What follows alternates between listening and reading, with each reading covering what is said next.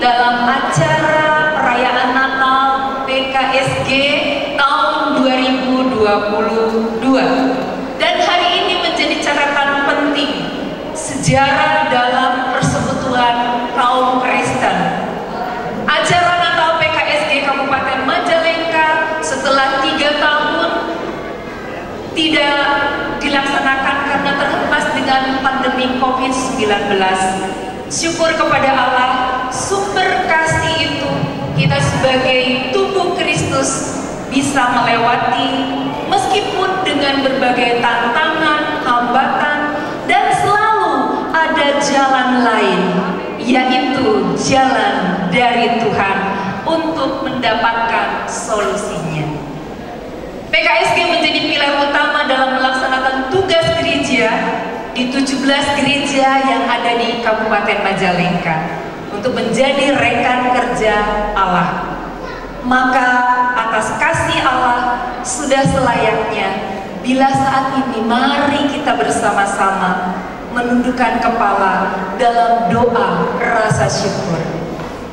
Doa pembukaan akan dipimpin oleh Bapak Pendeta Royke Tumbelaka MTH dari GKPB MDC Kadipaten.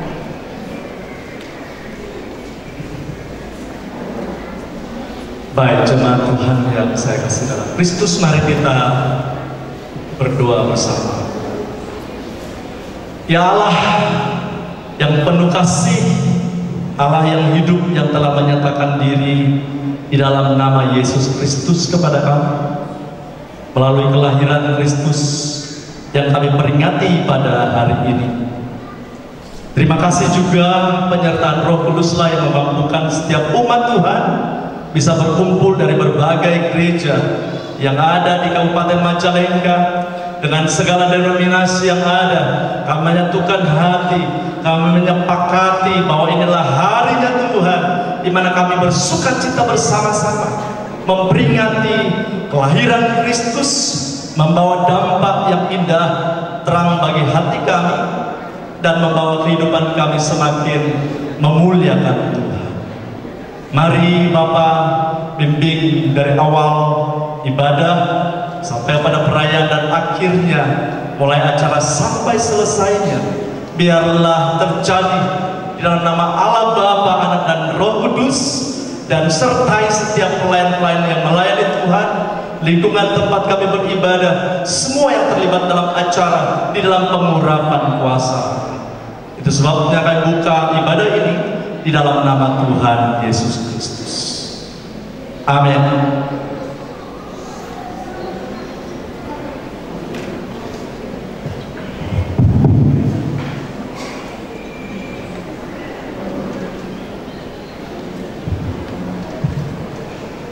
Pada saat ini Bapak Ibu perlu diketahui bahwa ada 2 bagian acara kita. Yang pertama adalah ibadah Natal dan yang kedua bagian dari perayaan Natal. Mari kita akan ambil saat teduh, kita akan masuk dalam ajakan beribadah.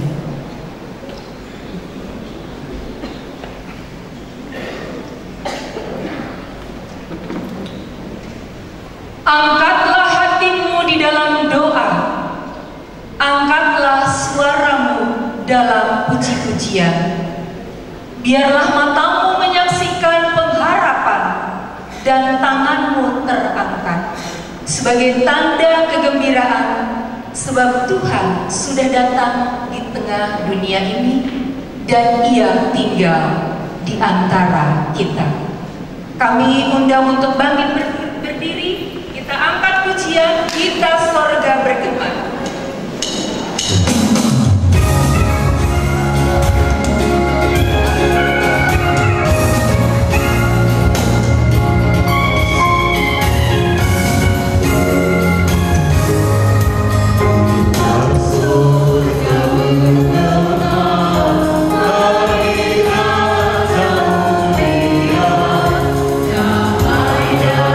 Sejahtera turun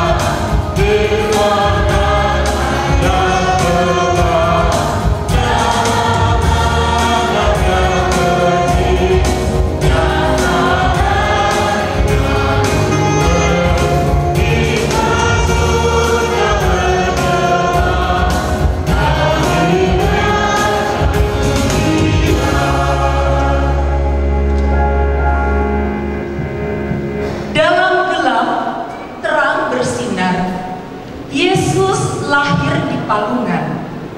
Janji Tuhan terbukti benar. Kita tidak dilupakan.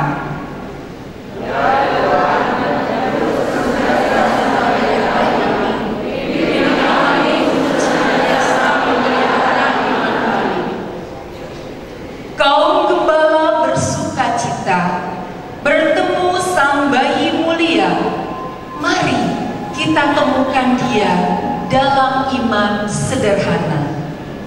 Ya Tuhan, bimbing kami dalam sukacita yang sama, seperti para gembala senantiasa berjalan menemukan Tuhan. Pertolongan kita adalah dalam nama Tuhan yang menjadikan langit dan bumi, yang tetap setia selama-lamanya dan tidak meninggalkan perbuatan tangannya.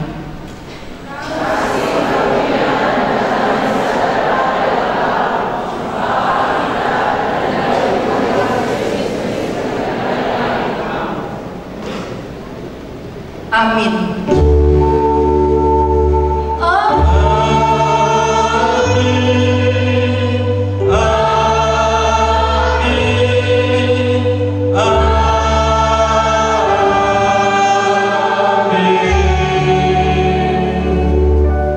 Kesukaan bagi dunia kita angkat pujian.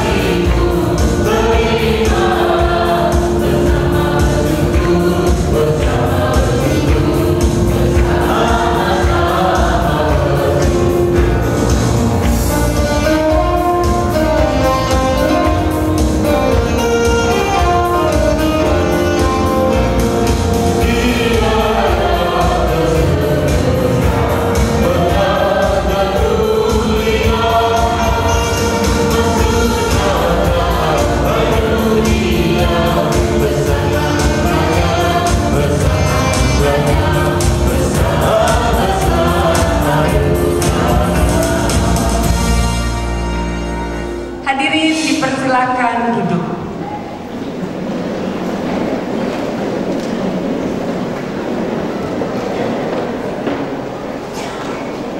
Hadirin yang berbahagia,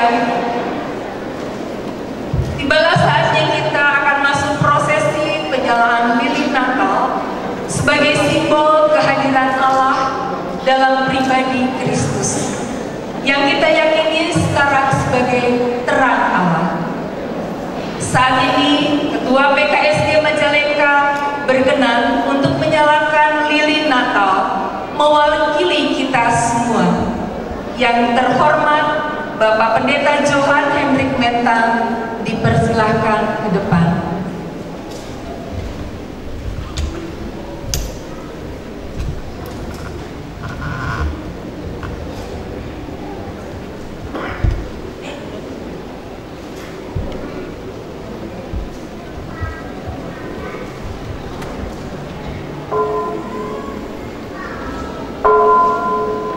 Lihatlah lilin itu membakar dirinya sendiri agar dapat menjadi terang. Sebagaimana pengorbanan Kristus di kayu salib yang memberi jalan dan kehidupan serta kebenaran. Karena begitu besar kasih-Nya akan dunia ini, supaya setiap orang yang percaya kepadanya tidak binasa, melainkan beroleh hidup yang kekal.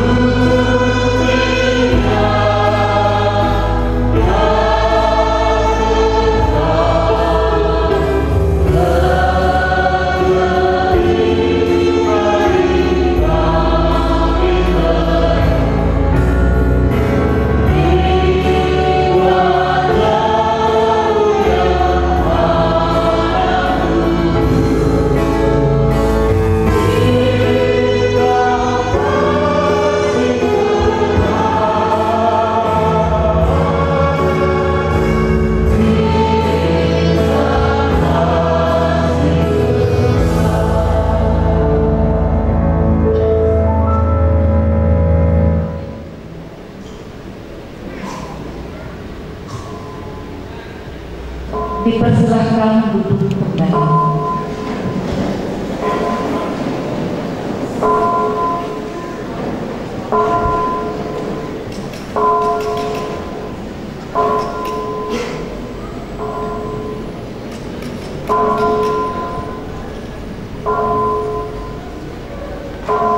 Kita akan mengambil saat dan untuk membaca firman melalui lagu Firman Generasi. Kita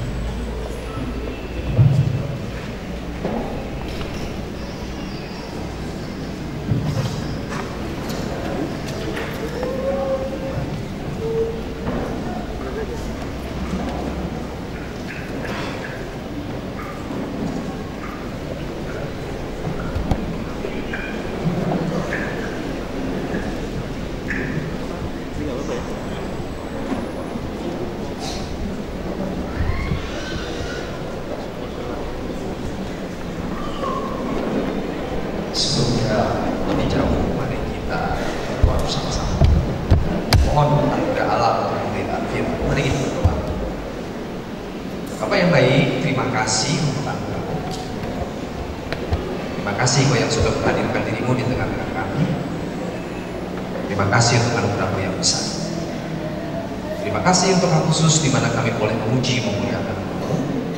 Sebentar kami akan mendengar bagian daripada firman-Mu. Tolong buat menjadi jelas bagi telinga kami, sehingga kami tahu apa yang harus kami lakukan dan menerapkan firman tersebut dalam hidup. Mohon berkat-Mu dalam nama Tuhan Yesus Kristus kami sudah berdoa dan mengucap syukur. Mari kita katakan amin. Selamat sore semua rekan-rekan jemaat dari komunitas KPI dan juga PGI. Senang sekali bisa menyapa dan senang juga di tengah-tengah kita bisa hadir Kang Pawan yang puluhan kali saya datang ikut acara beliau, cuma baru sekarang bisa ketemu. Bagi saya beliau tokoh inspirasi khususnya dalam moderasi beragama. Jemaat, hari ini kita merayakan Natal mengacu kepada topik yang menjadi pesan Natal dari Konferensi Wali Gereja Indonesia KWI dan juga sekaligus Persekutuan Gereja-Gereja di Indonesia. Tema yang diangkat adalah pulanglah mereka ke negerinya melalui jalan lain. Dan ini merupakan tema nasional. Teks yang terdapat di dalam Matius pasal yang kedua ayat yang ke-12, tapi saya akan coba ambil lebih melebar. Saya akan memulai teks ini sebagai mengacu perenungan kita pada malam hari ini, atau tepatnya sore menjelang malam ini, dari Matius pasal 2 ayat 10 sampai 12. Saya akan bacakan bagi jemaat, silakan jemaat menyimak dari Matius pasal 2 ayat 10 sampai 12. Kata-katanya demikian.